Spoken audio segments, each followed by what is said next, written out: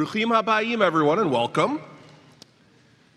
Before we get started today, just a couple of items for housekeeping.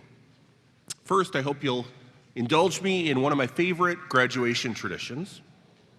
We're here today to honor the class of 2021, but the truth is that graduations are also about the people around our students.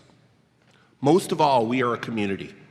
And so I want to take a moment to recognize our students' parents and families. So could all of the parents of this year's graduating class please rise and stay standing?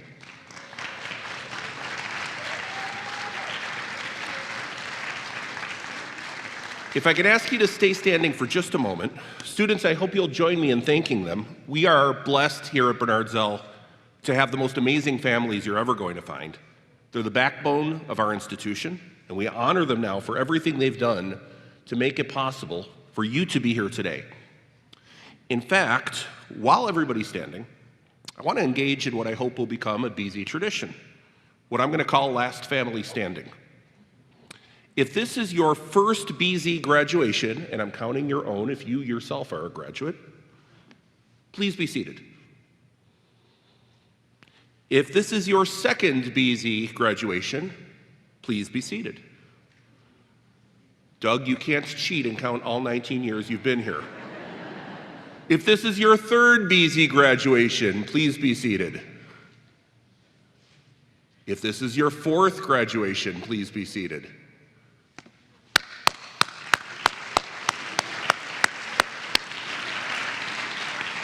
Mazal tov. On a more serious note before we begin, being here today, I think we can all agree, is a precious gift. And we are so thankful to be able to gather in person like this. I want to take a moment for all of us to acknowledge and to think of those who have been affected by the plague and to offer words of thanks and praise to God for seeing us through safely to this day. I hope you'll join me in Shehechianu. Baruch atah Adonai, Eloheinu melech haolam, Shehechianu v'kiyamanu v'higianu lazman hazeh. Amen. Okay, class of 2021, here we are. We're gathered here today on this warm and lovely evening to celebrate your accomplishments and to see you off as you go forth to high school and beyond. Lord knows you've earned this. I can't think of a class that has been through more or who has come through stronger, more resilient, or more full of ruach than you have.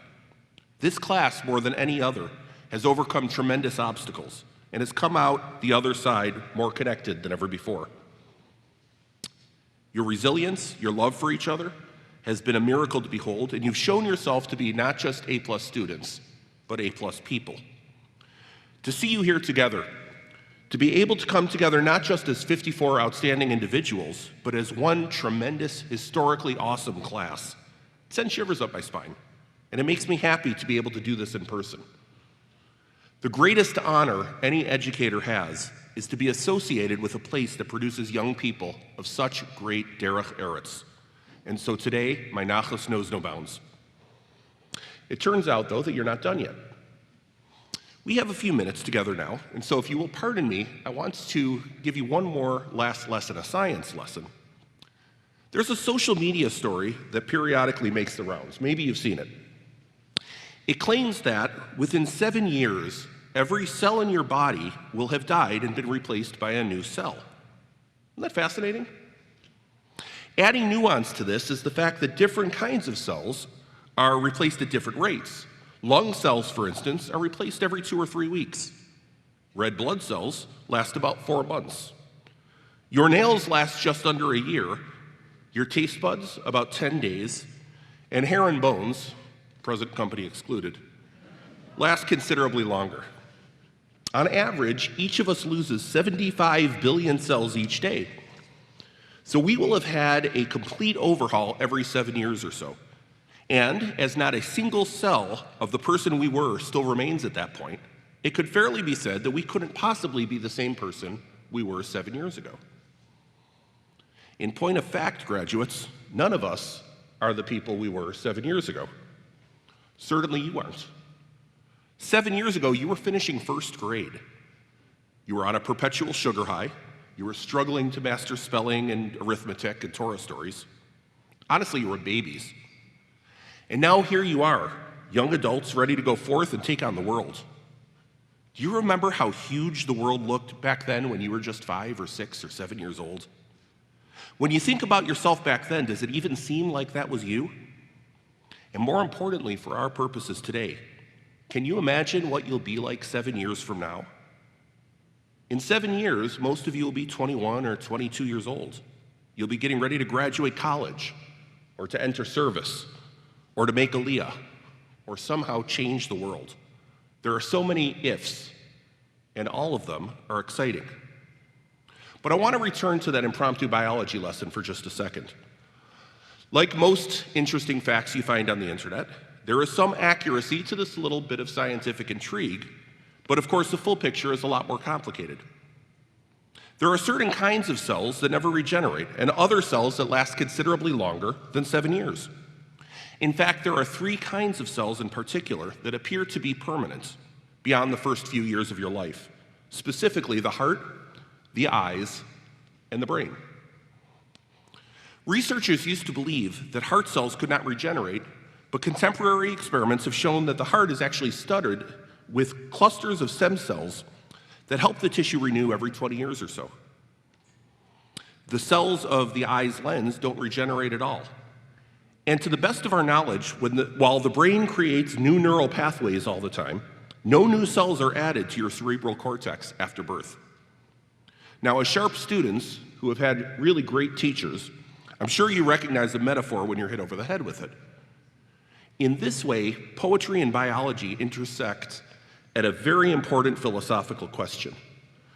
If almost every fiber of our being has been replaced and will be replaced again, if our physical being is mostly permanently transient, what exactly is the essence of who you are? My grandmother, of blessed memory, had a theory about this. She used to tell me that there are three things, and three things only, that define us, that belong to us. We have our stories, we have our deeds, and we have our relationships. Stories, deeds, and relationships. They are at the level of individual people in our daily lives. My grandmother's version of the three pillars on which the world rests: Torah, Avodah, and Gemilut Chasadim. These three things, she said, were all we have. More than that, they're all we are. They are our permanent cells, our cerebral cortex, our cardiac stem cells, the lenses of our eyes. They are the essence of who we become. To put a very fine point to it, our stories are seen with our eyes, our deeds are performed in our hearts, and our relationships exist and are cultivated within our minds consciously and purposefully. Eyes, heart, mind. Graduates, we have watched your development over the past 10 years or so, and we know that you enter your post-Bernard Zell years with clear and open eyes, with eyes that see the world through a distinctly Jewish lens, with strong and capable hearts, and with minds that are filled with understanding of how living a Jewish life can help strengthen the sturdy but invisible threads that connect us all. And so my challenge to you today is this: to always view the world compassionately, to see the spark of the divine in every person you meet, to keep your mind clear and focused on the things that matter most, and to keep in your heart your Jewish upbringing and the desire to do good. I have no doubt you will. I have no doubt that 7 years from now, we will get to meet a group of people who are every bit as remarkable, every bit as accomplished, every bit as courageous as the ones we see before us today. So congratulations, class of 2021, B'Hatzlacha. May you always go from strength to strength. We love you very much.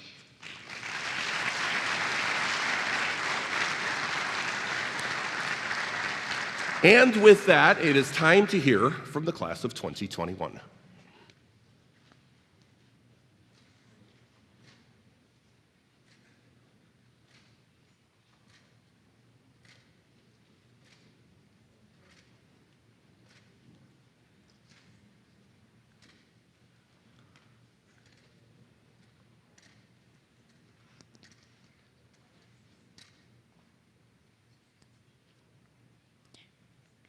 At Bernard Zell, I've learned the significance of gratitude.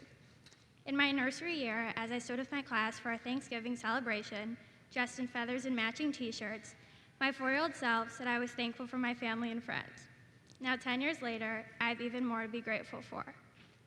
This school has given me countless opportunities to try new things and learn valuable lessons. Whether it was Hanukkah, Tiyul, or Shabbat lunch, my 11 years here have taught me to be thankful for my community, my family, and my friends. Even though I'm moving on to high school, I know I will always have a home at Bernard Zell.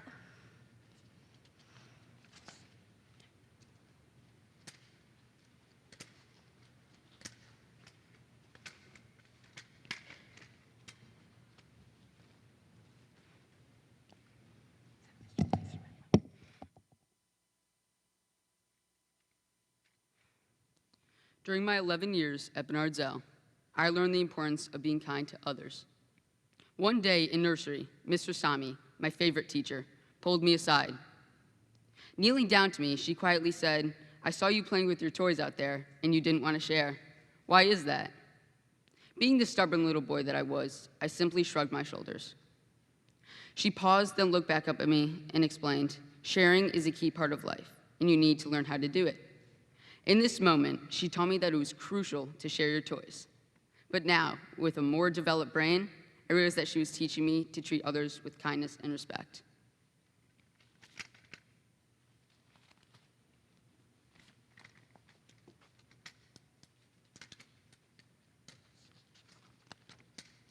To my younger self, in JK, when you started to make friends, you would have never thought how much of an impact the people in the school would really have on you. From standing on the stage in JK for the first time talking to a big crowd, here I am doing the same thing 10 years later. When you were younger, you were having a hard time opening up around others. However, this changed when you joined the Bernard Zell community. You start to find your true self and find your true identity. So, If I could give you any advice, it would be to take advantage of every second of your Bernardsville experience, because this school isn't just a school, it is your home forever.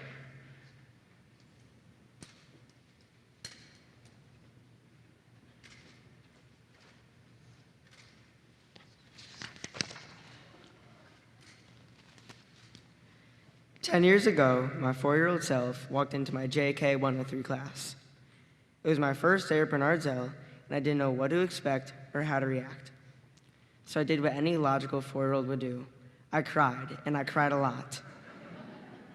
No matter what my parents did to cheer me up, I refused to stop. But then Miss Rubin came up to me and told me that Bernardsville is, and always will be, my second home, and that from JK to 8th grade, she will always be there for me. And that no matter what, I'll always have a friend in the building and a person to talk to. Thank you, Miss Rubin.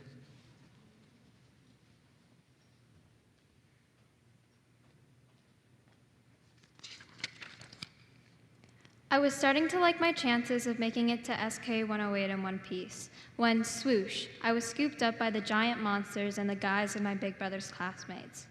I don't know exactly how many times I was grabbed by bigger kids yelling, "Zolly, Zolly," but it made me feel vulnerable and scared to go to school. In 1st grade, however, I met my first best friend, and together we would chase and torment my brother. That was probably the first lesson I had in the power of friendship. Although we were small and he seemed big, we were strong because we were working together and had each other's backs. The lesson of friendship repeats itself time and time again. 7 years later, we were in the middle of a pandemic and the world seemed upside down. But we have made it through. And at the lunch table with all my friends during TUL, I realized it was because even when we were apart, we were always there for each other. Thank you to my amazing friends.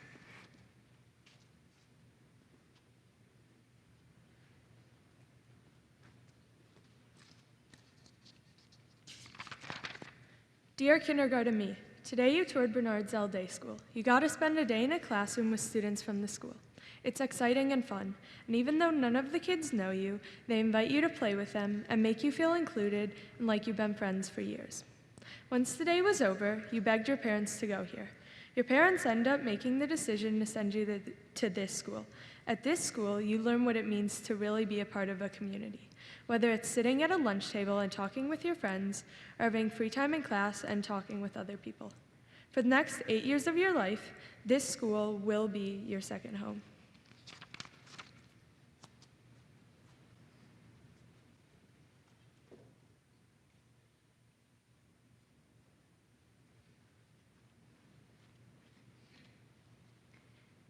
In my SK classroom 108, my teachers were going around the room, asking everyone what they wanted to be when they grew up. Most people answered a firefighter or an astronaut, but I couldn't think of one. I was only 5. How would I know what I would want to be in the future? When my teachers got to me, I answered, I don't know. They said they would come back to me and continue to ask the other students. I thought, and when they came back to me, I answered, I want to be a teacher like you. Miss Cohn and Miss Hagan taught me so many things, and I want to be able to do that in the future. Even though I now no longer want to be a teacher, I still use the lessons they taught me every day.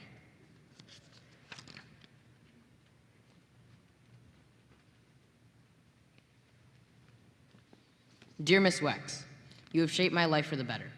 You have taught me how to learn and how to be a good person. I think of you and thank you every day. Thank you, Miss Wex, for changing my life.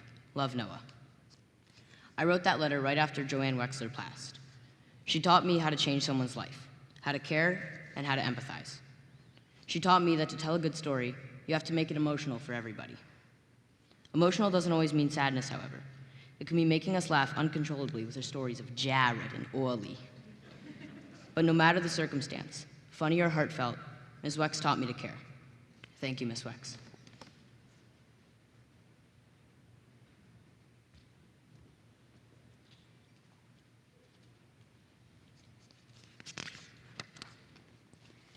I never liked math.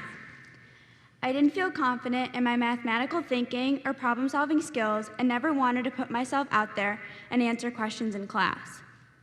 But one day in 5th grade, it all changed. Mr. Keitel pushed us all to participate. I felt like he was invested in each of us fully understanding and using our voices to show it. One day, this clicked when he wrote a problem on the board and my hand shot into the air.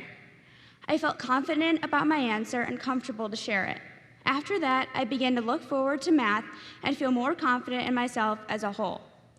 To the kids who don't feel comfortable with math just yet, raise your hand. You will be surprised at how comfortable it can make you feel.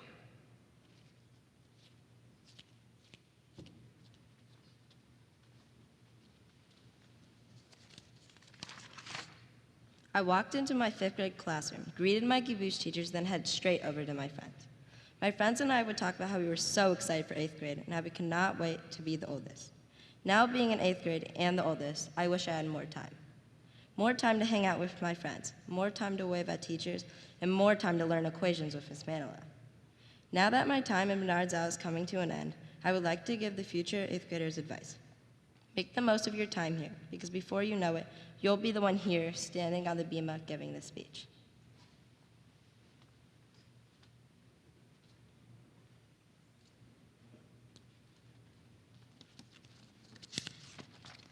Sitting at Shabbat lunch as a 4th grader while listening to the 8th graders share stories about all of their experiences, I couldn't wait until I would have these opportunities. When I had first learned how different this year would have to be, I was disappointed it wouldn't live up to my years of great expectations. No Tiul, Shabbaton, or live operetta. There was no way this year could have been memorable or special. And yet, it has been. Throughout the many ups and downs, we have come closer together as a community, sharing wonderful memories. If I were to be sitting at a Shabbat lunch table and telling all of the eager 4th graders about my 8th grade year, I would tell them that no matter what the circumstances are, the 8th grade year is always special in its own way.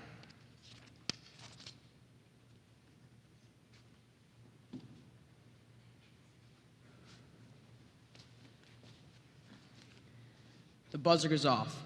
Still tied in the finals after first overtime. We were never supposed to get this far. Seeded last in the tournament, but here we were, facing on our biggest rivals in what would be our final middle school game ever. As I looked around the huddle and heard Coach Gross laying out our game plan, all I could think about was all the hours of practice we spent together, sweating, working hard, building our identity as a unit and as a team. Teamwork is a skill developed inside and outside of the classroom, whether working on a group project or on the basketball court. We can do this on 3. 1, 2, 3, we can do this. We yell as we file back on the court one last time as a team.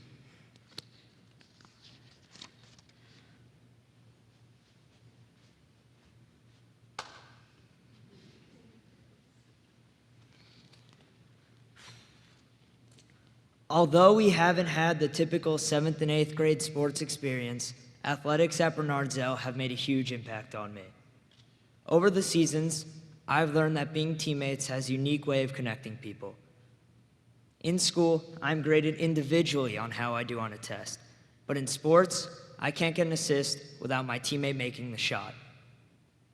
As I move on to high school, these lessons will shape the way I think of projects, making friendships, and most of all, success. At Bernardselle, I learned that talent wins games, but teamwork wins championships.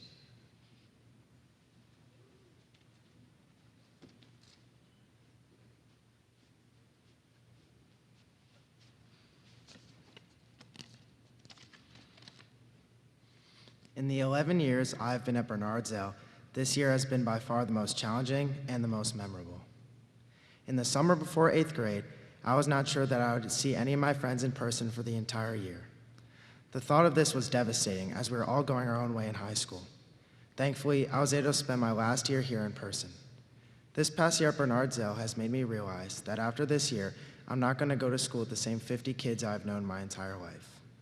Realizing this has taught me that you need to live in the moment and be grateful for every day.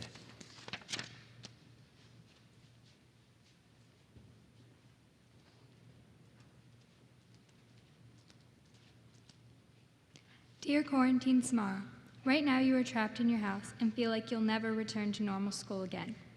Soon you'll come to learn that you'll be starting fresh at a new school for only 1 year. Trust me, coming to BZ will be the best decision you made.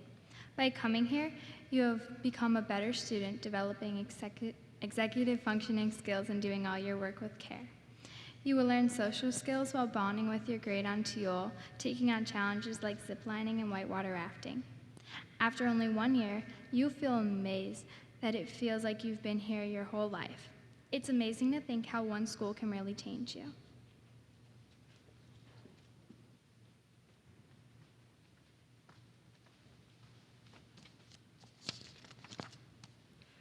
With a sense of comfort, I walked down the stairs of Bernard Zell, adrenaline pumping through my veins, exhilarated to finally let go of the pain, to go back to normal, to go back to how it used to be.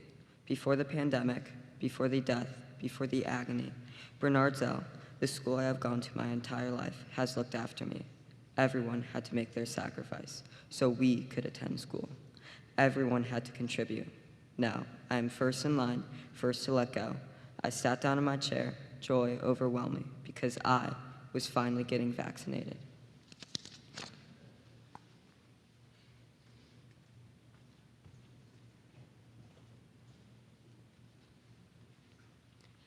I have always been different from everyone else, and I grew up thinking that I wasn't supposed to be here.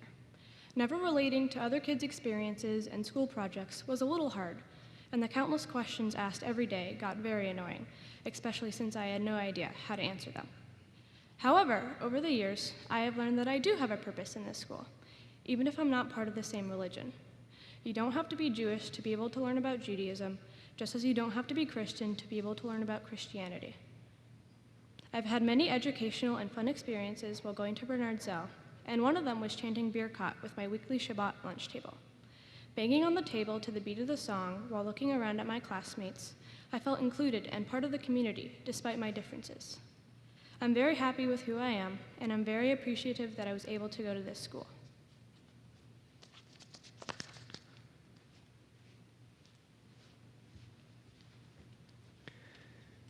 TUL was wrapping up. It was our last day in Georgia, and I really wanted to play Frisbee. I gathered Mr. Shapiro and a group of boys, and we went out to the field. We found some open land, and we got into playing right away. It was awesome. As we finished playing, no one cared about the final score.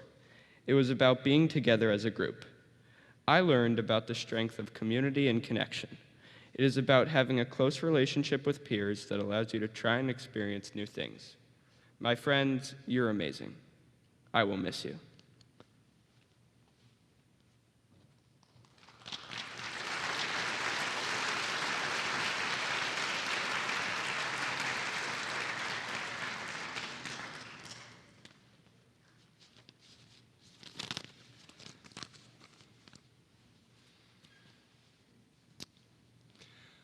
Mazel tov, everyone. Congratulations. It's great to see you. And normally, the graduates are seated right in front of us, right here, the first few rows. But there's something really special about seeing the graduates seated with their parents, with their families. And so from up here, what I'm looking at are circles of family that form one larger circle of community, which is what this school is all about. It's an honor to address you this afternoon representing the Anshe Emet Synagogue. And I want to congratulate each one of the graduates on your accomplishments during your years here at Bernard Zell, and acknowledge the spirit of this class, how impressive this group of young people is and should be remembered as such. You have faced remarkable challenges with grace.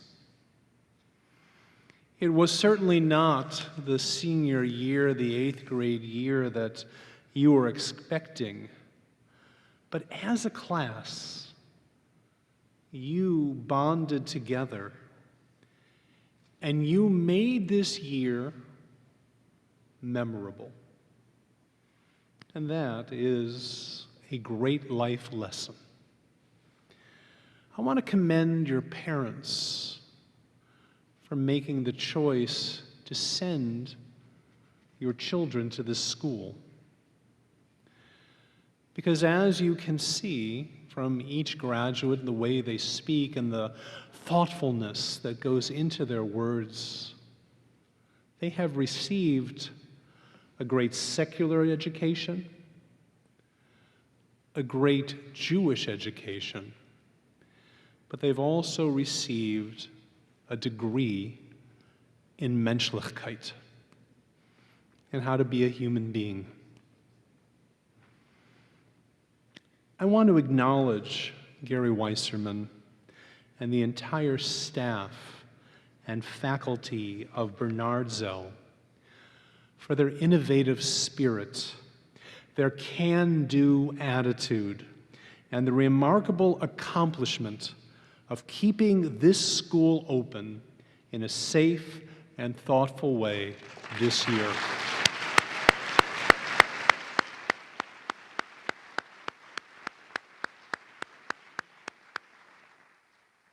Yasher Koach. As a rabbi, there are times when I look at the Torah and its contents seem long ago and far away. And other times when I look at the Torah and it feels like it reflects the here and now, the moment that we're living in. Presently, we're reading from the book of Bamidbar, the book of Numbers, the stories of a people wandering in the wilderness. And it feels a little too close for comfort. Consider some of the topics of Sefer Bamidbar: fear, dissension, serious challenges to governing authority, fear of illness, suspicion of one another. I could go on, but somehow our nation has survived, mourned more than 600,000 individuals, and is preparing to go forward in this moment.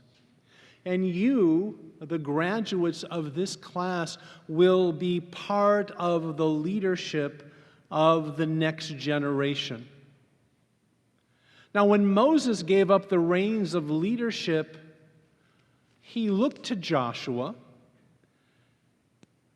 and he spoke two words, which I hope that you'll take with you when you leave this place into your lives. Chazak v'amatz. Be strong and be of good courage. These are my words to you this day, and I hope that you'll think about them. Chazak is the internal strength, v'amatz, the courage to express the power within. Chazak, be strong. Know who you are and know what you believe. Whether your beliefs about democracy or social issues, what being a leader in a participatory democracy revolves around is the need to be informed, to know where you stand, so that you can fight for the right things. Chazak. You also need to know where you are as Jews. Whether it's your faith, the importance of the Jewish community, or what you believe about the state of Israel, you are going to be called upon in ways that your parents never were to support your beliefs, to stand strong. V'amatz, and be of good courage. It takes courage to stand up for what you believe in.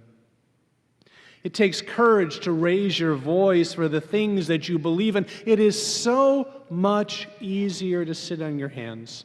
It's so much easier to sit quietly. It takes courage to enter into hard conversations, especially in the world of social media. And you can be sure that you are going to be tested. But you are well prepared. Your families have given you this opportunity.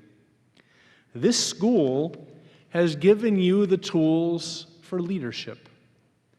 Please know that the synagogue and school are always here for you to support you through continued learning and engagement.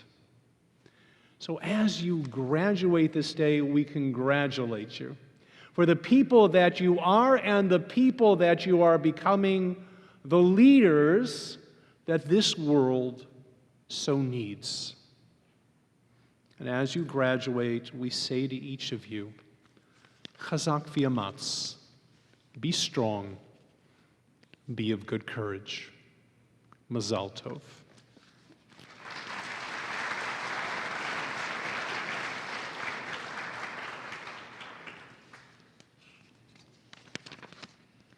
Eighth graders, Kita Het, future alumni, here we are.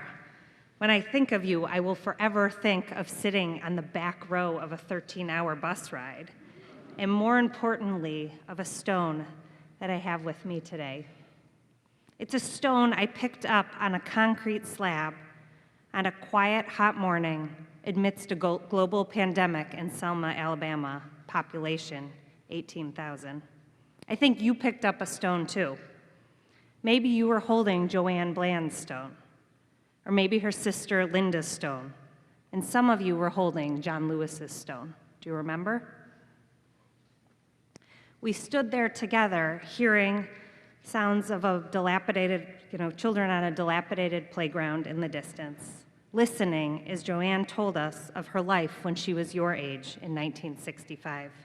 She told us that she couldn't eat at the lunch counter where she wanted to because of the color of her skin, that she couldn't shop at the store she wanted to, and that very stone slab where we were standing behind the church was the place where she and all the other marchers stood before they tried to walk across the bridge on their way to Montgomery to demand the right to vote. It was the same stone slab she stood on before being injured on Bloody Sunday. She asked you to hold her stone, to continue to fight for justice, to tell her story. We have sung many times in this room the words, Pitchu li Sharei Tzedek. I can picture you as 7th graders sitting over here, because you never got to sit together as 8th graders, which is kind of amazing. And 2 lines later, the psalm starts, Pitchu li Sharei Tzedek, open the gates of justice for me. 2 lines later are words you might not be as familiar with. We hear that the stone that the builders rejected has become the main cornerstone. As you are on your own path to pursue justice and make this world a better place, remember that the stones you gathered may not initially seem important, but over time you will see their wisdom.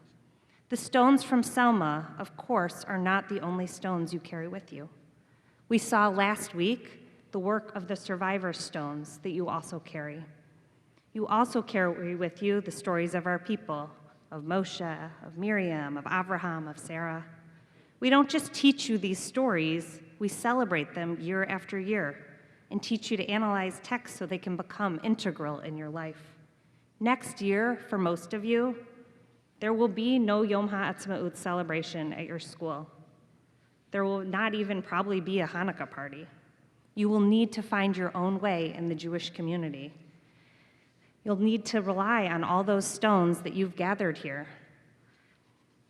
And when you reach moments that are difficult, you can pull out those stones that will be a foundation for you and a launching pad for learning more.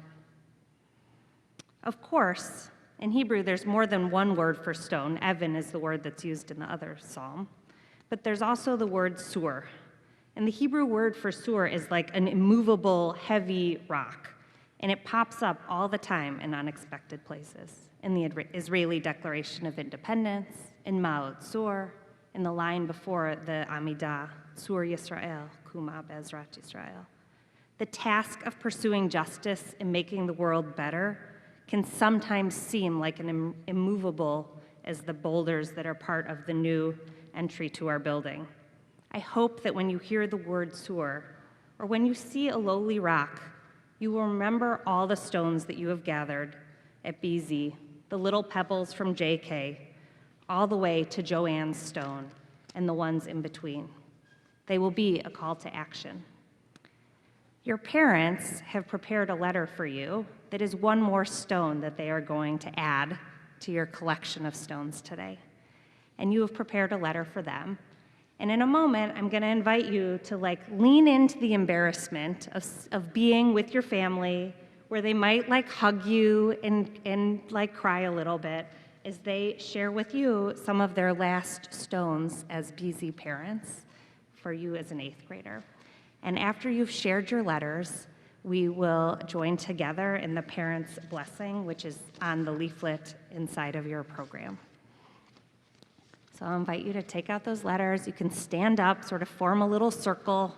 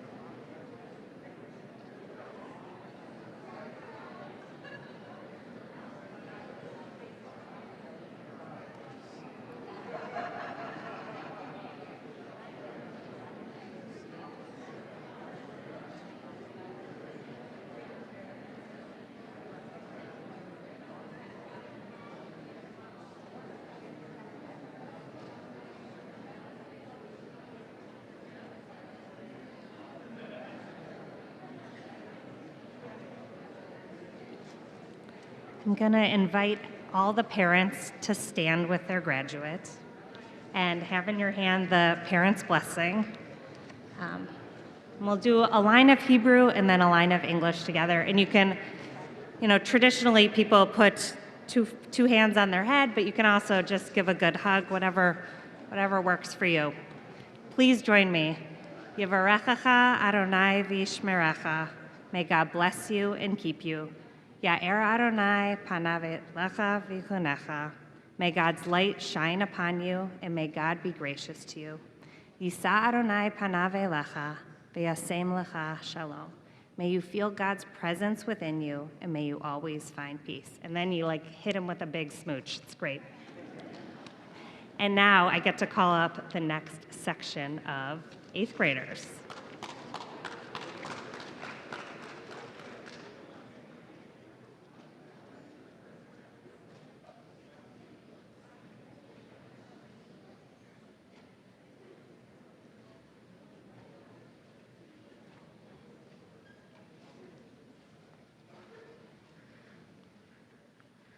My first year here in first grade was rough. On my first day of school, I showed up without knowing anyone. In the class, all the kids were with their friends, and I felt left out of the community. And during recess, I sat outside on the bench with no one to play with. Then in second grade, to my surprise, some of the kids were nice to me, and before I knew it, I had friends.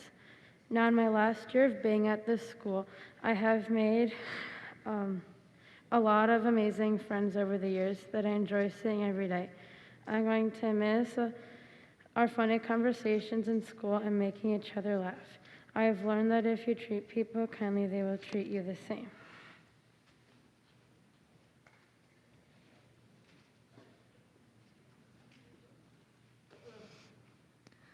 Sometimes life's most powerful lessons come from unexpected places. It turns out mine came from producing Zombies vs. Rabies in Mr. Casper's 3rd grade class. My friends and I created a whole TV show for it. Every time I walk past our usual filming spot at the stairwell connected to the library, the memories rush back into my head and I smile. The time spent collaborating with my peers taught me that through teamwork, we can achieve more collectively than individually. So now, as I leave Bernard Zell, I will take my ability to collaborate with other students and continue to share my ideas in new and different settings.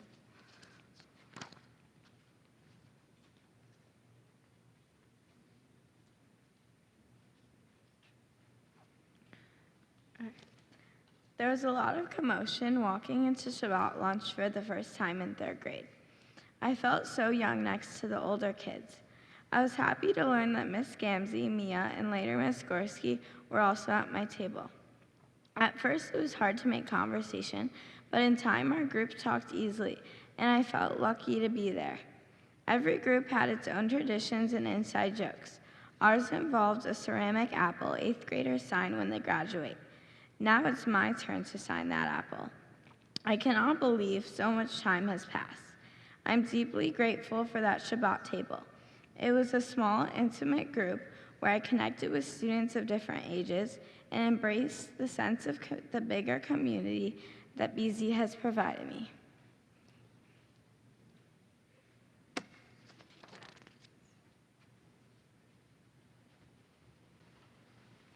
The Field of Dreams is a place where I could be myself and have fun with my friends. But at the end of 5th grade, the field was being shortened to make room for the new building. I was upset. The space I had always had fun on would be gone, and the experiences I had on the field would be no more. There was little I could do about it. As my time here is coming to an end, I can say I was wrong. Even with the new field, I can still have fun with the same people I've always had. So now I know that the joy was not made by the field itself, but the people and community with it. And I know that the small changes don't alter the important things like the community I've come to embrace at Bernard Zell.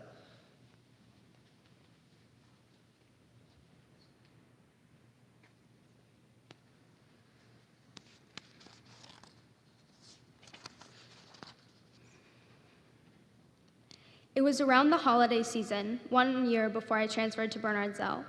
On the one end of the room, all my classmates were excitedly putting up Christmas decorations on the door. At the opposite end, on the other door, I was by myself, affixing a small menorah made out of blue and white paper. In that moment, I felt isolated and, in a way, left out. Coming to Bernard Zell 3 years ago, I finally felt a sense of belonging that I hadn't felt before. Decorating our classroom door for Purim over those 3 years made me realize just how lucky I was to be a part of a community full of shared values. When I go off to high school, while I will not physically be in the community BZ afforded me, that community will always be a part of me.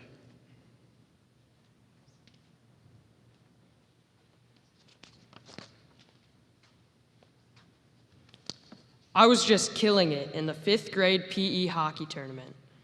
We were 4-0, and I'd scored every one of my team's 20 goals.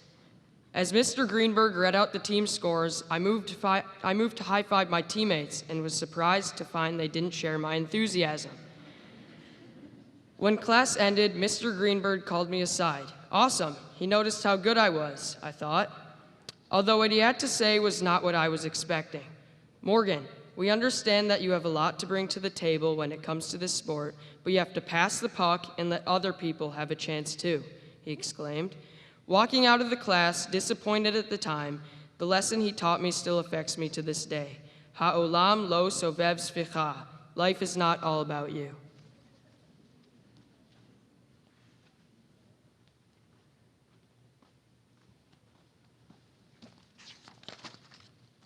One, two, three, Eagles. We go back in the championship game for final moments of double overtime. Playing with all our hearts, we got with the loss by 1.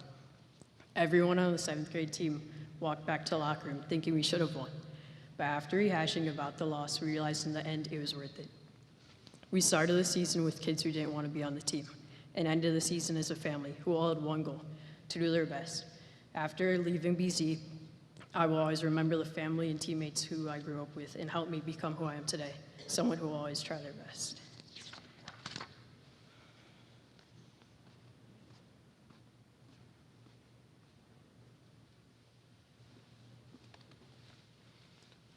The 7th grade boys basketball team taught me a lot. At the time, I wasn't very good, as I've never really played basketball before this. In practice, I would miss my free throws by a mile, I couldn't dribble 5 steps, and I couldn't guard on defense for my life. But through all my mistakes in practice, my team was there to give me tips. Eventually, all my work paid off when I scored my first points against Lycée Français. Today, I'm still playing basketball, and I've gotten better too, but I would never have found the love for the game without the Bernard Zell 7th grade basketball team. They showed me everything I needed to know about basketball, and I'm forever grateful.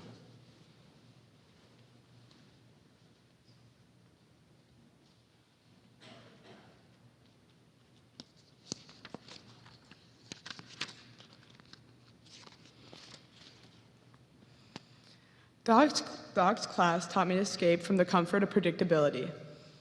His class was the first to spark emotions I had never felt before in any class. When we read Night by Elie Wiesel, it left me heartbroken. I felt helpless and angry at the world, and especially at God. I still struggle with God and my anger towards God. Up to that moment, school was comfortable, but Doc's class changed that forever. Before this year, I couldn't put a face to the 6 million. I now understand the power of a personal story. After Doc Ellison's class, I have learned to love learning, even at the risk of feeling intense emotions.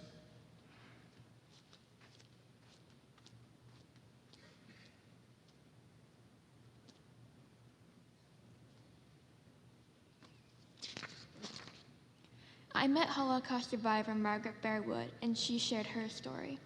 I was excited to get to know her and learn about her experiences. After the first Zoom meeting, Dr. Ellison gave us a lesson on the importance of sharing stories.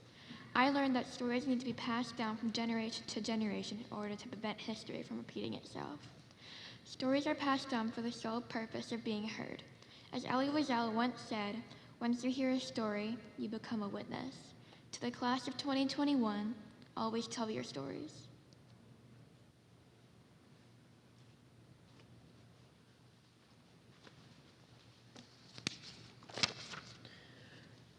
This year, the most important value I have learned is the importance of healthy debate, listening to others, and dissenting. In history class, we have been debating social issues throughout the year.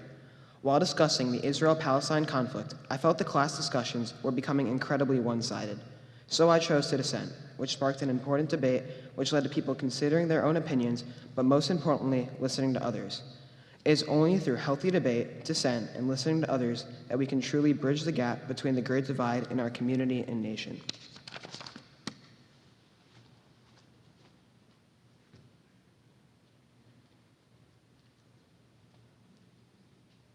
Teal, where can I start? From being with friends to doing things I never thought I would do. Like ever. I woke up to the sound of knocking on my door, and I sprung up breathing heavily. I became nervous, and that is what kept me awake, knowing that I am going whitewater rafting. As we left campus, sleeping on the bus is what put my brain to rest. Everyone was very excited. However, I was not at first. When we got there, we started to get ready and put the gear on. As I put my legs in the raft, they started shaking like an earthquake. I get in the raft fully, and I can feel my body freezing with terror. In the middle of rafting, I noticed that I was having so much fun that all my worries went away. At the end, I asked Miss Jury, "Can I go again?" I realized at the end of the day that sometimes you have to push yourself a little bit over your limits because you will never know if you might actually have fun. Im ain anili mili. If I am not for myself, who will be for me? Thank you.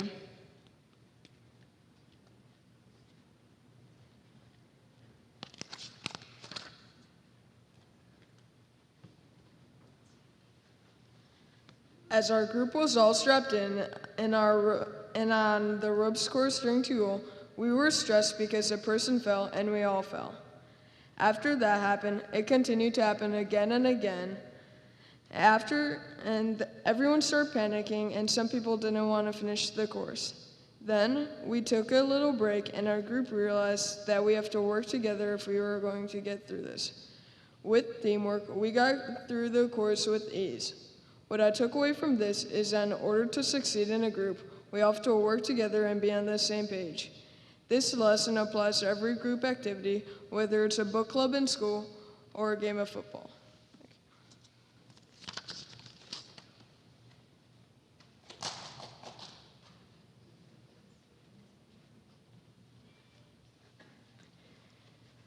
Sitting by the lake in Georgia during Kabbalat Shabbat with my best friends, listening to my classmates and teachers reciting Jewish prayers, I felt like I belonged. While reflecting on my last few weeks of Bernard Zell, something clicked. I now thought of the privilege it is to be attending and now graduating from a Jewish school. During my 10 years at Bernard Zell, I've never thought of the benefit of attending a Jewish school where I can express and shape my Jewish identity freely through Jewish studies, tefillah, and Kabbalat Shabbat.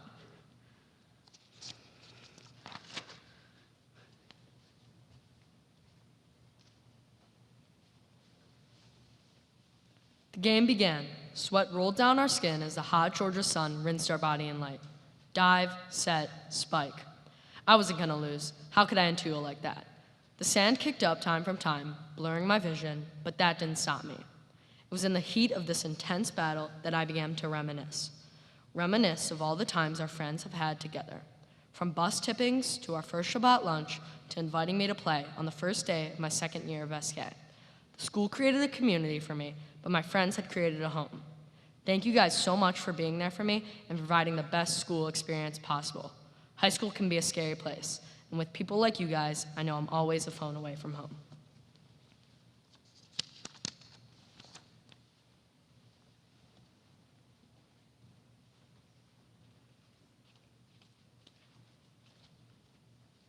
Dear Miss Ato, no, not my mom, me. Because in the future, I'll be back here, my home away from home. The love and lessons that my teachers have shown me has inspired me to want to become a teacher one day. I could go on and on about the number of teachers who have impacted me at BZ. Miss Levitt taught me independence and perseverance. I never wanted to separate from her to go to a different class at the beginning of first grade. However, as the year moved on, she taught me that she'd always be there for me when I got back. Miss Merced, Miss Gutman, and Miss Libet taught me that asking for help is not only a good thing, but is a strength. These teachers cared and believed in me, which gave me the courage to advocate for myself. Having teachers who are always there for me has helped me to gain confidence in my learning and shape me into the person I am today. Future Miss Sato, teach your students the same life lessons that you once learned and be like the teachers that you have loved and have helped you with so much.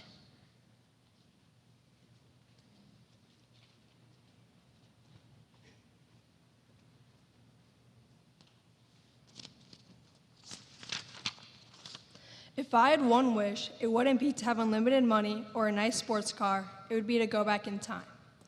I would want to go through the fun moments I've had with my classmates over the last 10 years all over again.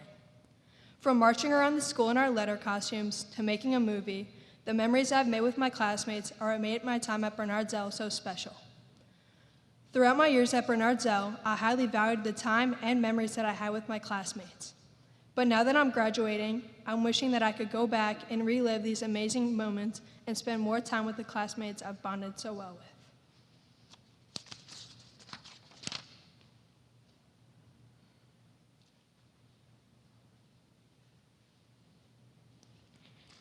I'll never forget breaking my nose in JK during PE. I'll never forget the apple smell of the early childhood hallway. I'll never forget the dance parties to the song Wings in Miss Cooper's third grade classroom with Braden and Alana. I'll never forget being greeted with a huge smile and hug by Miss Wex every morning in fourth grade. I'll never forget singing Not by Might in the Hanukkah Festival every year. I'll never forget being a part of the epic volleyball championship in sixth grade. Most importantly, I won't forget today, the most special day. We are all taking a step forward and moving on. These memories I made at BZ, some funny, some serious, some sad, and some scary, will hold a special place in my heart forever.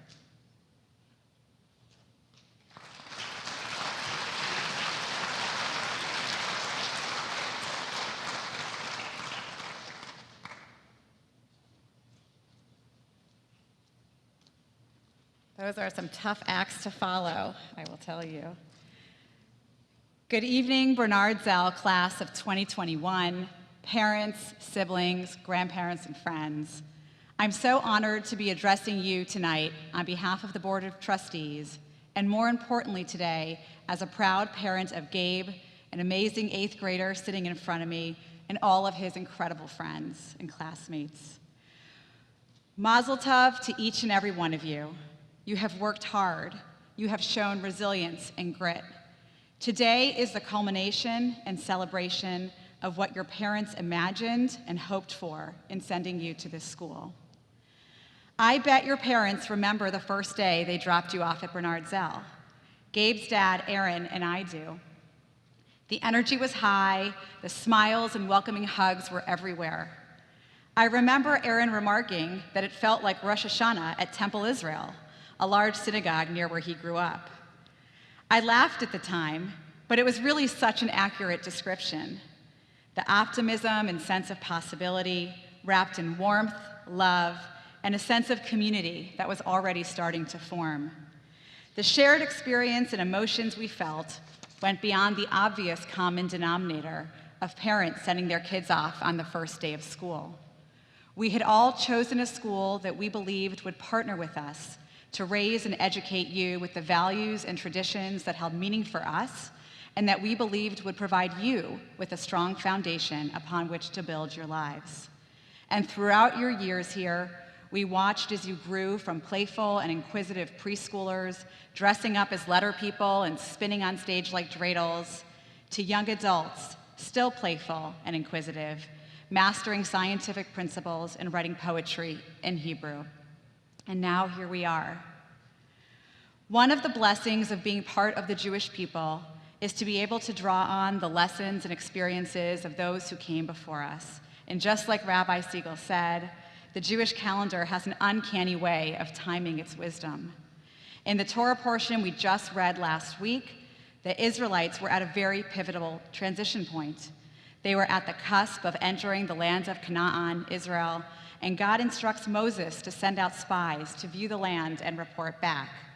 As the story goes, 12 spies went out, and they brought back differing reports.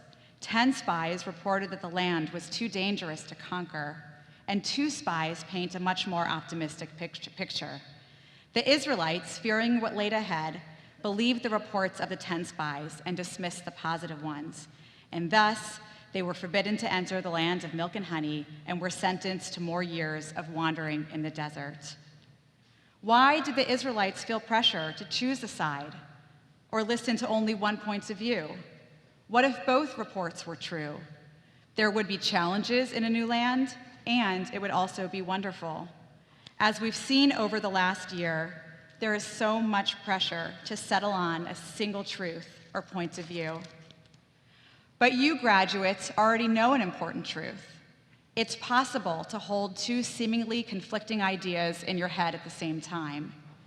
You are frustrated with your teacher for pushing you, but ultimately grateful for the opportunity to grow and improve.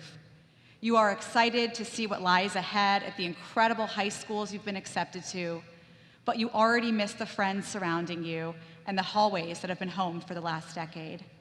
You have learned here that narratives, history, and identities are complex, and there are no easy answers or solutions to the largest challenges confronting us today. Let that be a challenge and not an obstacle to you. The world needs more passionate and justice-seeking people who listen more than they talk, who are sensitive to the needs of others, who value relationships over being right and ethics over victories. My charge for all of you is to take all that you have received here, developed, and contributed here at BZ out into the world and actualize our school's mission. Work toward a more vibrant community and world. Your high schools, our city, and the Jewish people need you. Before I conclude, there are a few important groups that I'd like to use your help, graduates, in thanking today. First, thank your parents. And turn to them now, and you can give them a smile or a wink, or even a kiss. They chose Bernard Zell for you, and they have been your biggest cheerleaders and advocates. Over the lunches served, the car doors opened, the class dinners planned, and the school events attended, BZ became their home too. And for the 31 families who are graduating today along with you, they will miss it as much as you will. And we will miss them. Parents, you always have a home here too. You are part of the Bernard Zell story, and please stay close to us. To the teachers who have nurtured you and challenged you, we can't thank you enough for the incredible talents, expertise, and dedication you have shared with our children. You demonstrated what it means to show up, particularly this year. Our students are forever changed because of your efforts. Students, please give a round of applause for your incredible teachers.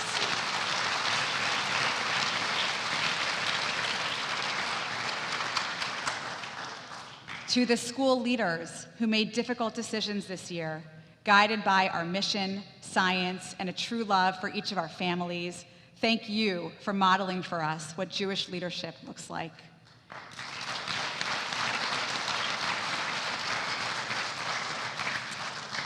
In honor of each of you, our faculty and administration, the 8th grade class has donated a gift to the school, which will be recognized with a collection of bricks, which will forever live near the teaching circle. This special tribute will recognize our amazing educators, and in particular, our gratitude for the gift of in-person learning for this grade's last year at Bernard Zell. Graduates, you are awesome, you are loved, you are capable, and you are ready. We can't wait to see all that you will do.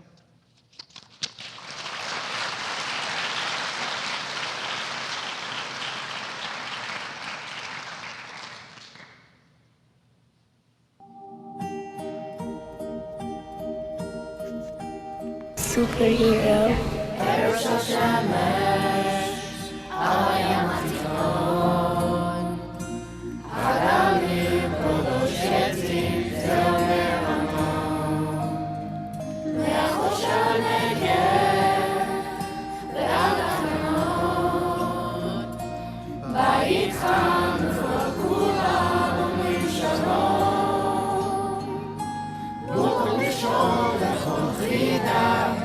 תקוותנו לא עבדה, מה ידיעות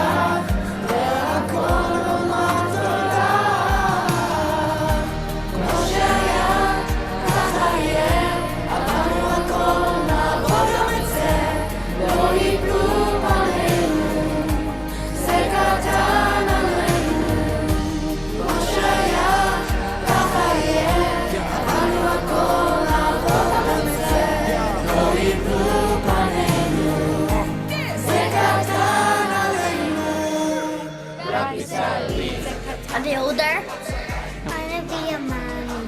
I'm a painter. A doctor will teach you how to be a doctor and a chef. The princess. Painter. An artist. A coach of football. A race man. I will be like a basketball player. Like everything I might be, but I'm not sure. I'm still thinking about it.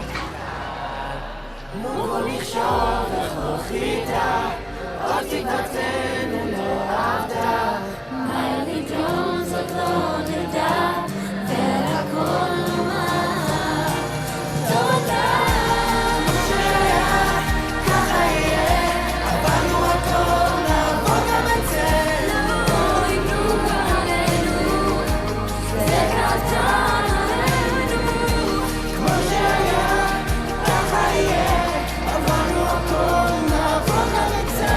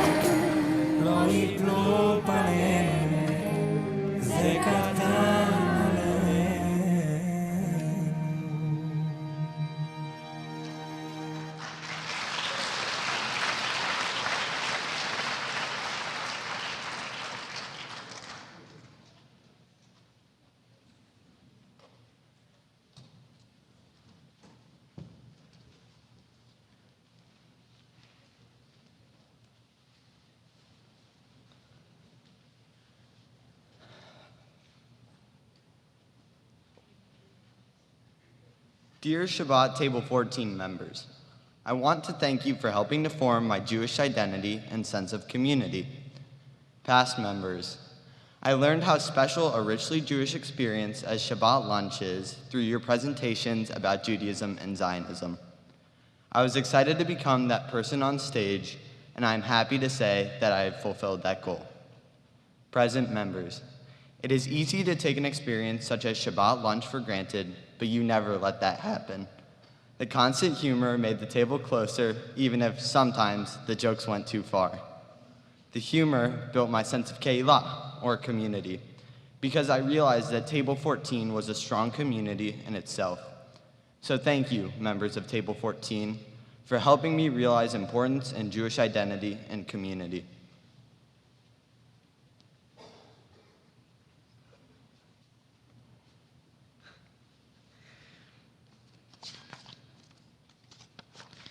Today, we graduate. A day so distant, we only think about it as a myth when we were in kindergarten. My experience with school has had its ups and downs, but there are so many amazing memories that I have. I remember one time in SK, our class was sitting on the carpet and learning. Me being classic Jacob zoned out very quickly, and I remember thinking about every future grade I'd be in. The thought that at some point I would be in 6th, 7th, and 8th grade was mind-blowing. I couldn't even comprehend what would happen after that, but now that we are here, there's a type of clarity that has come into the open. Some sort of feeling that everything will be all right and that change is good. I'm so lucky to have had all these incredible experiences, and I know that BC has prepared me for what is to come in the future. Thank you.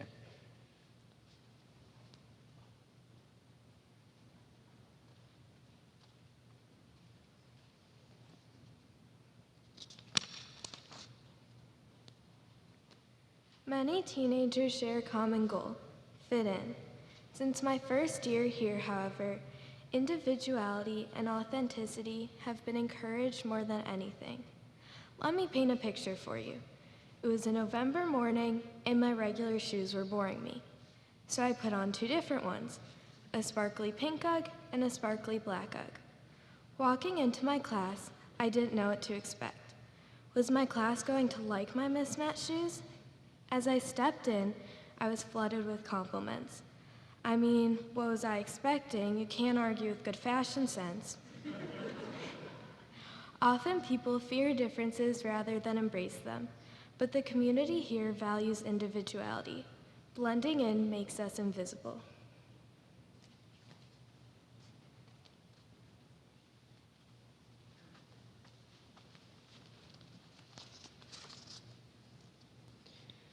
In my SK class, while the other 6-year-olds were busy finger painting and playing with blocks, I was dreaming of becoming an industrial engineer. Throughout the year, we learned about many things, from the rainforest to buildings in the city of Chicago. When we learned about the city of Chicago, we built a mini model of the skyline. It actually wasn't so mini, it almost touched the ceiling. This experience sparked my interest in building and design, and it grew into a passion. Over the years, my interest has grown and will continue to grow for the rest of my life. Ultimately, I saw firsthand that a simple experience I had when I was 6 could grow into a lifelong hobby or profession.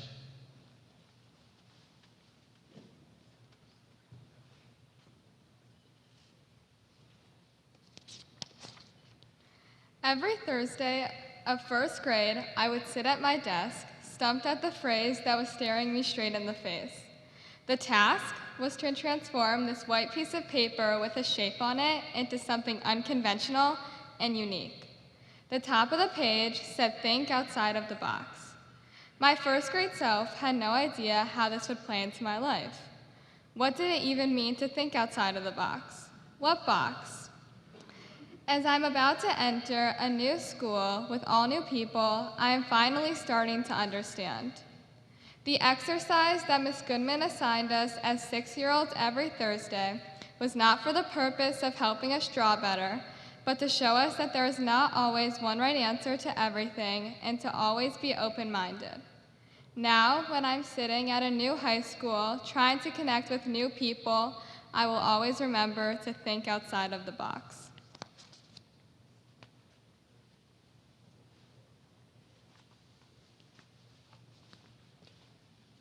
I'm so grateful to have attended BZ because of the amazing sense of community that exists here. Of all things, I first felt this special sense of community during the 3-legged race on 1st grade Fitness Fun Day. I wrapped the string around my leg and tied it around my mom's. 3, 2, 1, and we were off. My mom and I were faster than fast, quicker than quick, but we did not win. It was not even close. As I looked around in disappointment at the excited faces of my friends, I realized that winning was not the most important thing in life. It was at that moment that I understood that it was not my mom and me racing against other families. Instead, we were a part of something bigger. To our 2021 graduating class, I encourage you to hang on to this community. Bernardsville is home and always will be.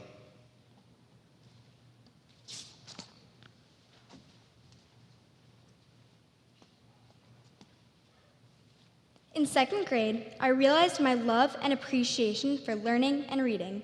My inspiration, Miss McDermott. She introduced me to a series of books that I then chased down to read every sequel. I read the silly picture book, The Fly, over and over until I had the words memorized. I even got to meet the author. I started to see reading as fun and interesting. Miss McDermott introduced me to the Super Fudge books, which to me were the equivalent to gold. Reading those books was the first time I felt genuinely excited to read. That year, I learned the lifelong skill of working hard to accomplish my goals.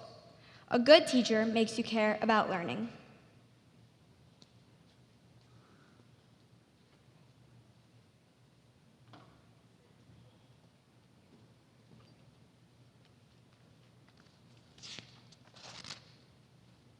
Next week, we will celebrate Purim, my second grade Hebrew teacher explained. On the day of Purim, I bounded up the steps of school in my snazzy new American Girl doll costume. That morning we had a Megillah reading, and then we made Mishloach Banot. It felt good to do an act of kindness, just like the mitzvah and the Megillah. In the Purim story, the Jews had to hide who they were in fear of being persecuted. That day, we celebrated our Jewish community and the fact that we could be whoever we wanted to be. I realized that I was hearing these stories for a reason. The stories weren't only about what happened a long time ago. They also taught me important values that I could use outside of the classroom. I will continue to live by the Jewish values I have learned here long after this graduation day.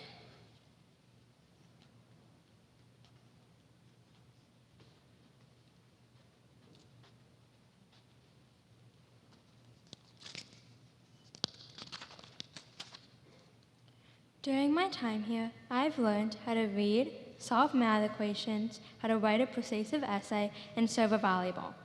But the most important things I've learned at Bernardsville were from my classmates Weber, a third grade tradition where everyone got to teach the rest of the class what they are best at. My classmates learned acting from me, and I learned how to make sock puppets from Sophia, Frisbee from Miles L., slime making from Milan, and dance from Sadie H.S., and so much more that I learned from my other friends. These lessons help show me that anyone could be a teacher, and everyone has something to teach. Sadly, no one did a WIBA about public speaking. That would have really helped me out now.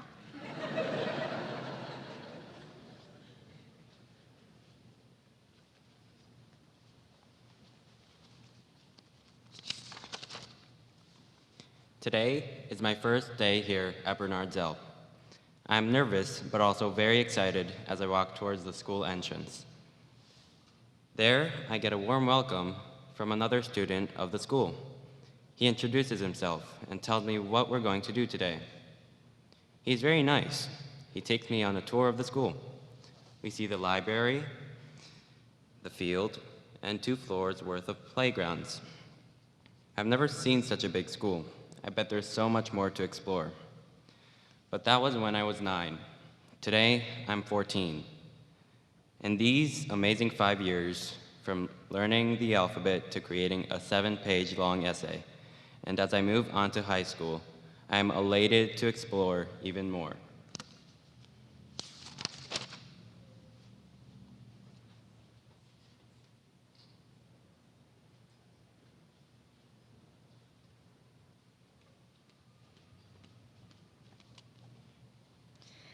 Dear 4th grade Cece, right now you dread school. But trust me, once you accept yourself for who you are and let your true self shine through, your friends will come to know and love your wacky, crazy, Gilmore Girls obsessed self. In time, you will start to value your friendships deeply, and because of this, your attitude towards school will change, and you will come to see Bernardsville as your second home. You don't understand yet how sad you'll be to leave this community. But by embracing your true self in your community, you will leave your mark on Bernard Zell, and you can be sure that it left its mark on you.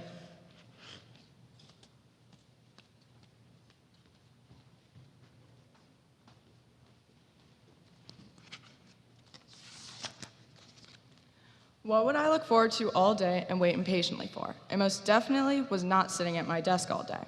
There was always that one time of day when my friends and I got to be creative and work on the projects about things that interested us. In second grade, I was obsessed with Shopkins and decided to learn more about them. I made bigger versions using Model Magic and markers and presented them one by one, telling some interesting fact that I had learned about that specific one. It felt great to be presenting something of my own interest without a teacher telling me what to do and how to do it. That's one of my favorite things about this school. It has always taught me and allowed me to run with my imagination.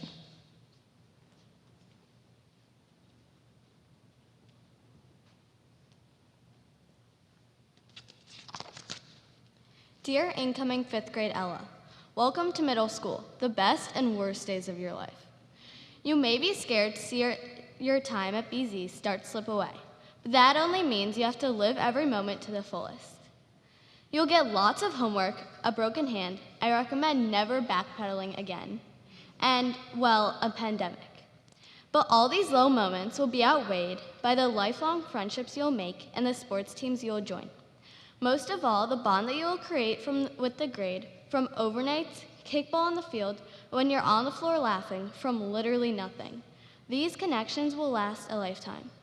Hold on to all of these amazing moments and memories because 4 years flies by very fast. Spend every moment enjoying life because there's no time to waste. See you soon.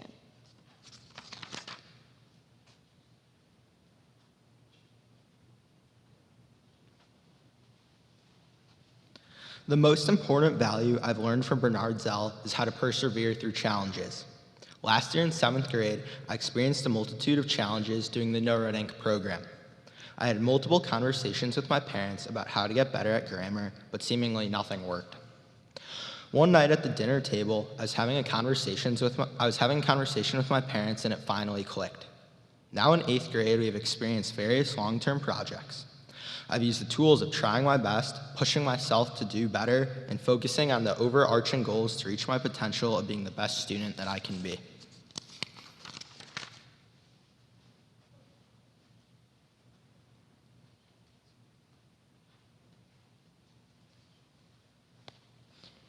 Dear 8th grade self, remember in lower school the moments where you don't have to worry if you turned something in on time or if you did your homework.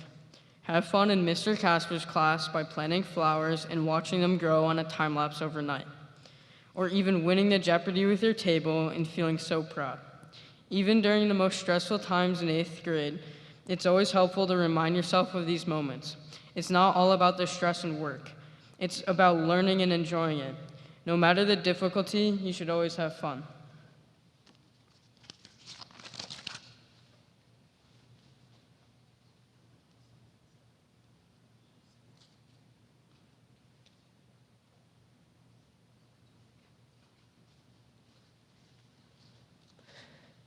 About 1 month ago in Georgia, suspended 30 feet up in the air, the only way to cross the high ropes course was to work together.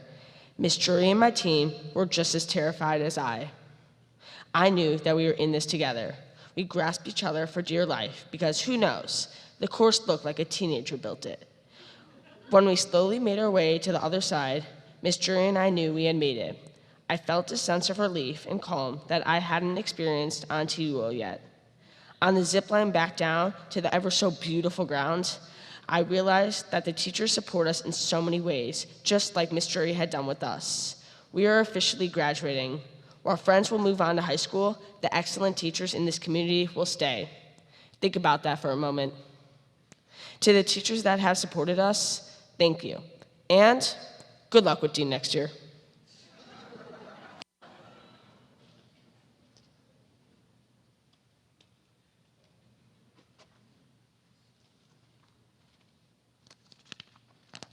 Despite it being 11 or so at night, I wasn't tired, just nervous. Bus 1 had tilted, and now the entire grade was crammed in bus 2. It was crowded, It was hot. I didn't like it. It certainly didn't help that we were in the middle of some random road in Georgia. My birthday was less than an hour away now, so I lowered my expectations. Really, I thought, I'm going to spend my birthday on the side of some random road. But when the clock struck midnight on April 19th, I realized all my worries had been in vain. My friends and teachers sang happy birthday, we played games, told jokes, and laughed a lot. Looking back now, it was the best birthday that I ever had. In that moment, I learned the importance of kahila, community, creating a kahila anywhere. Even on the side of some random road in Georgia, I felt at home. I was with people I trusted and loved being around. Bernard Zell gave me my first kahila, and I'll be grateful for that forever. I would recommend the bus tipping experience for any 8th grader having their birthday. Thank you.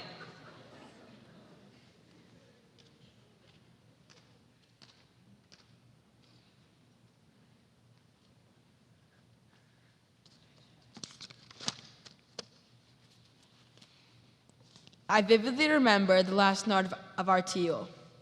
It was around midnight. I lay awake in bed, reminiscing about our awe-inspiring trip, when the TO's theme enters my head. Im ena nili mili. If I am not for myself, who will be for me? I was puzzled about its meaning. I thought back to 6th grade. I distinctly remembered wondering if I should join the soccer team or not. All my friends came up to me, asking if I was going to join. I didn't know. They showed unwavering support for me joining the team. Every negative point I brought up, they countered and brought up a point about why I should join. My hesitation turned to excitement to start the soccer season. Uncovering this memory, I smiled to myself. The answer to the phrase suddenly hits me. Friends. The friends I've made at BZ will always be there for me, in good times or bad. As I continue my journey from Bernard Zell into the great beyond, I know my friends will be there for me, now and forever. Because if I'm not for myself, my friends will be for me.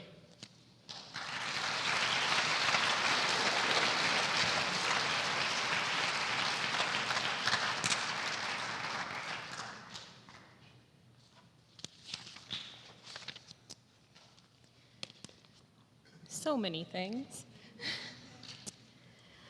Dear class of 2021, today I join you at your graduation with overwhelming emotion.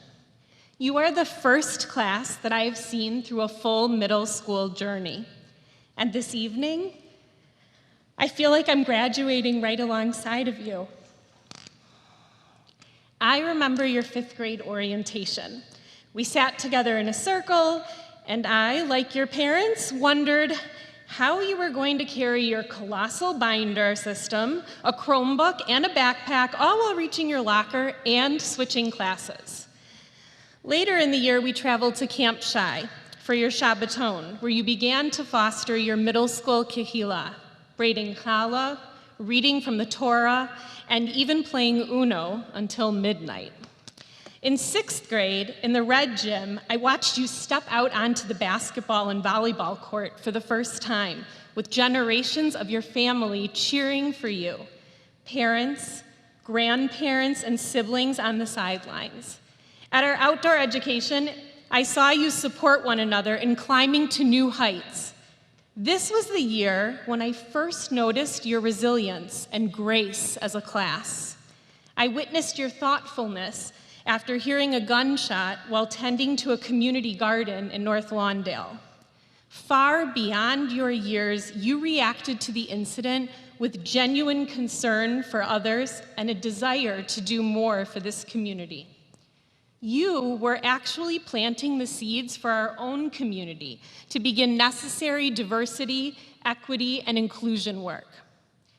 Between your 6th and 7th grade year, I saw firsthand how Bernard Zell is more than a school. It's a home and a family. In the winter of your 6th grade year, your teachers and parents showed me how at Bernard Zell we live our values of chesed and kahila. When diagnosed with breast cancer, it was some of your parents who helped me find my doctors. They sent me meals, looked out for my daughter and husband, and sent encouraging messages and phone calls. Each week, I sat behind you, right there, in tefillah, and without you even knowing it, when you sang Misha Berach, you helped my family and me heal. 7th grade brought a new building and incredible new opportunities for learning. You embraced our new science lab, performed in a beautiful new band and choir room, and came close to championships in a blue gym. But then, the day after Purim, the world was turned on its head. With COVID-19, your middle school journey forever changed. As you faced the cancellation of so many cherished events, you persevered and continued to carry BZ's spirit in your most academically challenging year. You attended virtual learning and still gained the necessary knowledge to prepare for your high school entrance exams. You faced the cancellation of your trip to Washington, D.C., but you kept your hopes high for an 8th grade TUL. Your resilience and positivity fueled my determination to make a TUL happen. With support and leadership by Mr. Shapiro, Ms. Bernstein, Ms. Wong, Mr. Weisserman, and your parents, we were bound for Georgia. Instead of El Al for 12 hours, we had a bus ride that lasted, well, a long time.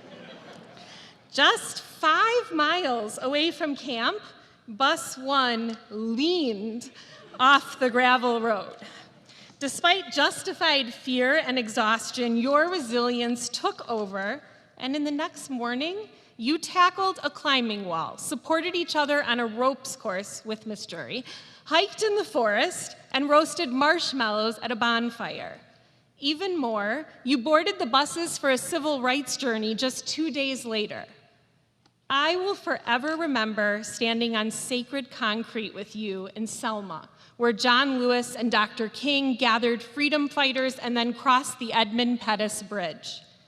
And then, more than 50 years after those historic marches across that bridge, you, a group of intelligent, inquisitive, and caring young Jews from Chicago, walked in the footsteps of John Lewis and Dr. King.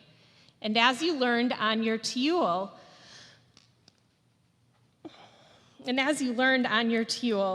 those marchers fighting for civil rights included individuals and faith leaders from a wide range of races and religions. In fact, standing with Dr. King as he crossed the bridge was Rabbi Abraham Joshua Heschel, who later said, "When I marched in Selma, my feet were praying." The image of you walking across that bridge will always remain with me. As you now prepare to cross from Bernard Zell to high school and your life beyond, I hope the meaning of that moment will stick with you as well. Stand with others who need your support. Do what's right, even when it's hard, and pray with your feet. While you faced a pandemic, you found it within you to hear testimony and bear witness, to remember the past and live our value of Zachor. Your hearts and minds open to the stories of victims of the civil rights movement and the Holocaust. Class of 2021, I believe you will be our community's agents of change. And because of your experience at Bernard Zell, I believe lo ta'amod al dam re'echa, not standing idly by when harm is being done to another, is something you will live. Our school, Bernard Zell, is more than a school. It's a forever home. It's family and community. Like the chuppah you will soon pass under to receive your diploma, its doors will always be open to you. It will be the place you can always come home to, a place to remind you of who you are and who you strive to be. Class of 2021, you will forever leave an imprint on our hearts and minds. I can't wait to welcome you home and hear of all that you accomplish. Mazel tov to you and your family.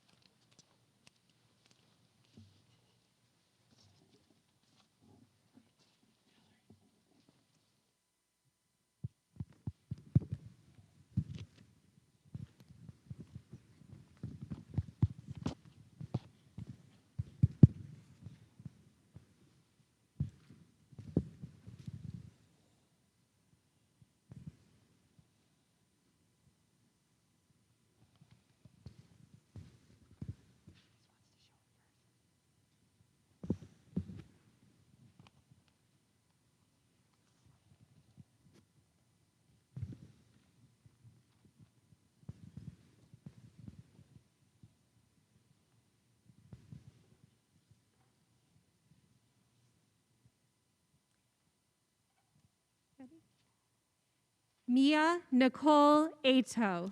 Miriam.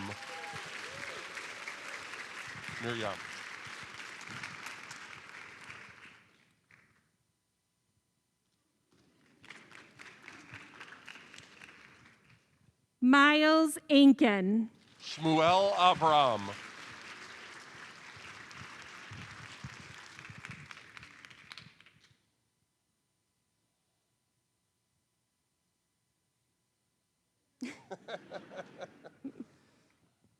Sam Apple.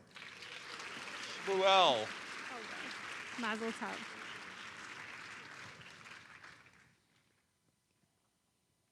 Matthew Azulai. Moshe.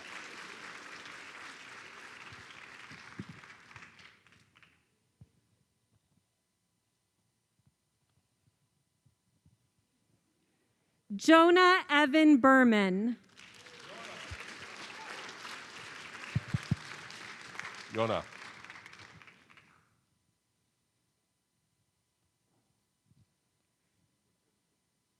Tobin Bush. Tuvia. Way to go. Mazel tov, Tobin.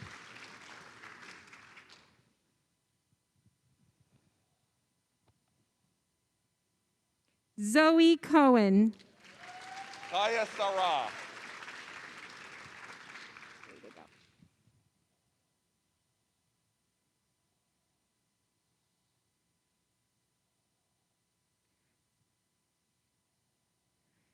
Jacob Alexander Kundrell. Aharon.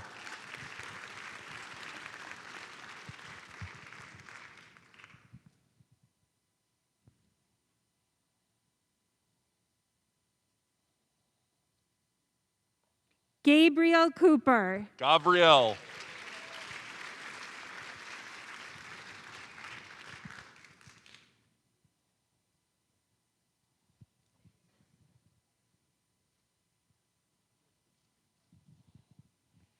Claire Davis. Gila. Way to go, Mazel tov. Way to go.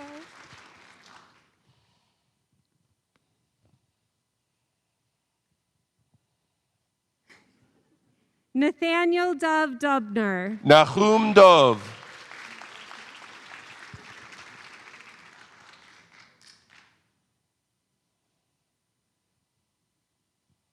Asher Friedman. Asher Shalom Shachna.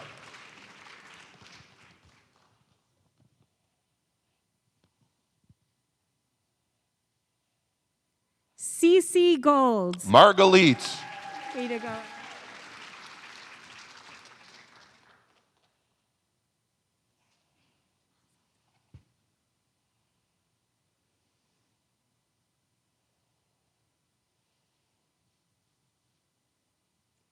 Lev Goldman. Lev.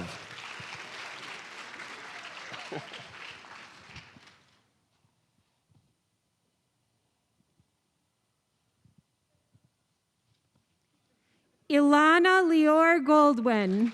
Ilana.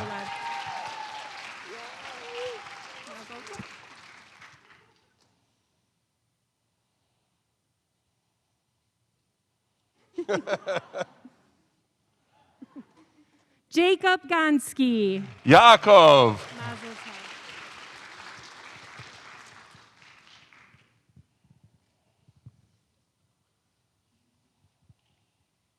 Danny Goodman. Meir.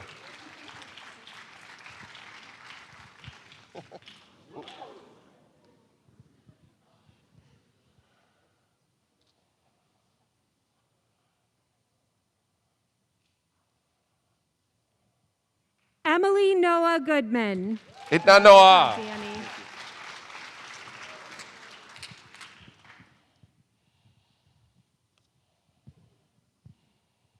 Zali Gottlieb Fenvis. Ora Chaya. Sweetheart.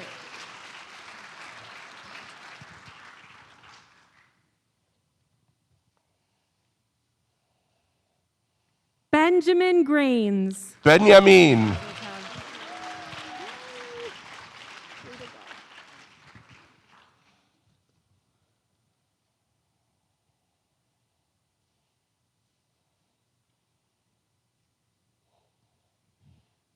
Oren Gutman. Oren. Here's the rest.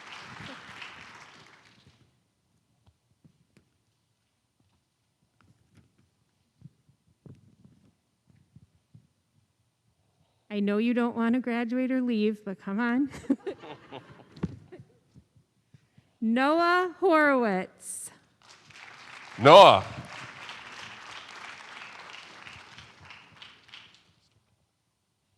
Sadie Huberman Schlaze. Hadassah. Charlotte B. Enbinder. Lior. Orly Josephson.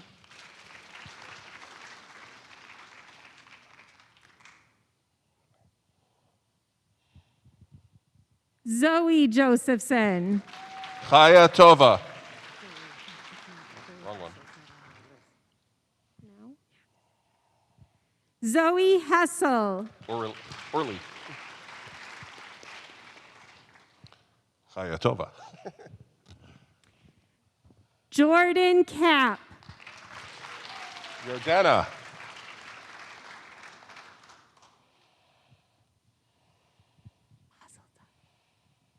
Kaylee Kreiner. Chana. Ilan Simon Lansky. Ilan.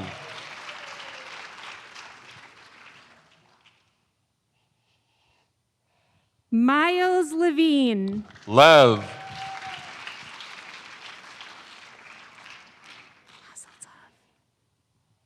Bennett Levinson. Benjamin. Sadie Reese Levitt. Sharon.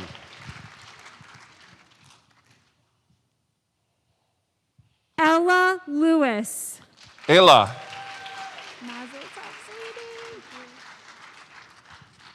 Emmett Aaron Lippitz. Emmett. Rachel Gabriella Lipsitz. Rachel. Samara Lukach. Edia Tifara. Eden Julie Nahom. Eden.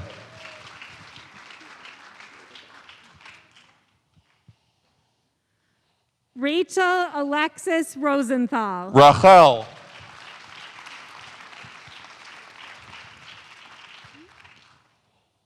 Jordan Cohn. Jordana.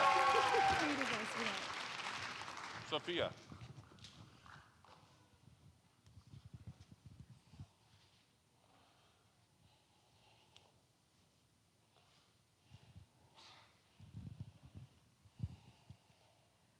Morgan Conley Rothstein. Yisrael. Asher Jeremy Shank.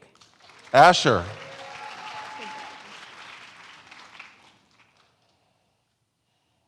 Ella Schneider. Shira.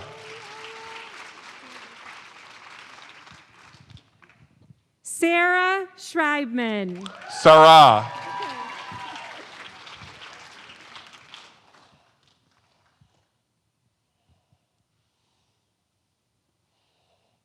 Zach Miles Schwartz.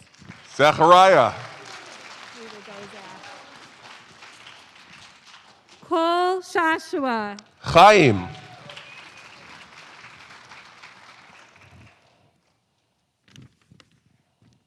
Daniel Shea. Danielle.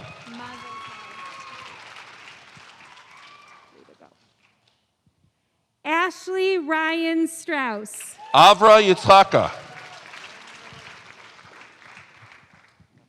Sophia Hannah Stryker. Lila.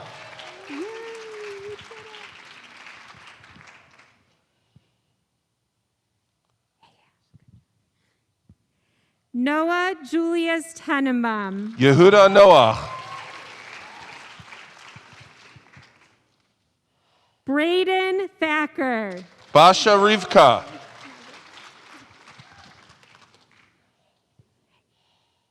Gavin Bradenberg. Adiv.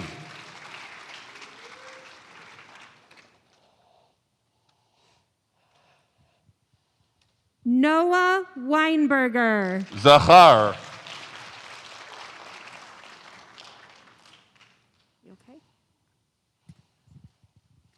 Andrew Zuckerman. Yaakov.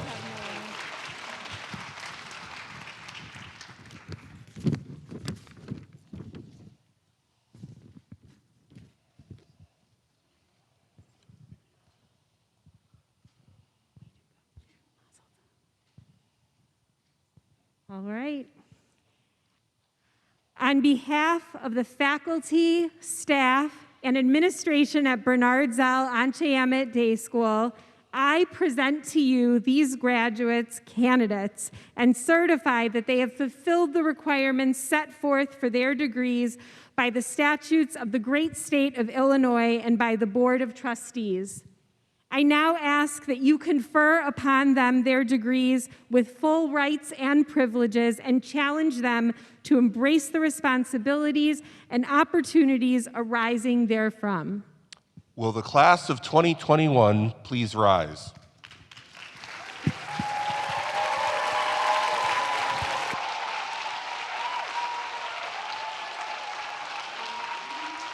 By the authority vested in me by the Board of Trustees, and in accordance with the laws of the great state of Illinois, I hereby confer upon you the diplomas to which you have demonstrated your entitlement to the satisfaction of this faculty, with such honors, duties, rights, and privileges as are proper to them, and challenge you to use your learning in such a way as to bring honor to your alma mater and to the entire family of man.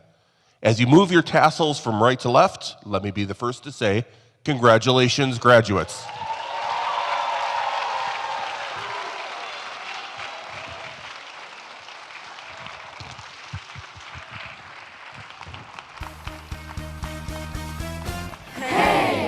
We couldn't give you a live operetta, but we can give you a live flash mob. So here we go. Together, together, together, everyone. Come on, parents, let's clap. Together, together, come on, let's have some fun. Together, we're there for each other every time. Together, together, come on, let's do this right. Here and now, it's time for a celebration. I finally figured out, yeah, that all our dreams have no limitations. That's what it's all about. Come on now. Everyone is special in their own way. We make each other strong. We make each other strong. We're not the same. We're different in a good way. Together's where we belong. We're all in this together. Once we know that we are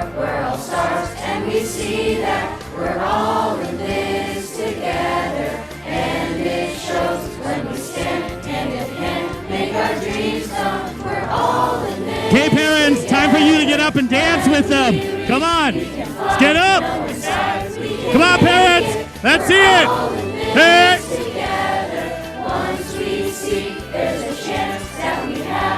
All right, here we go. Everywhere, wave your hands up in the air. That's the way we do it. Let's get to it. Come on, everyone.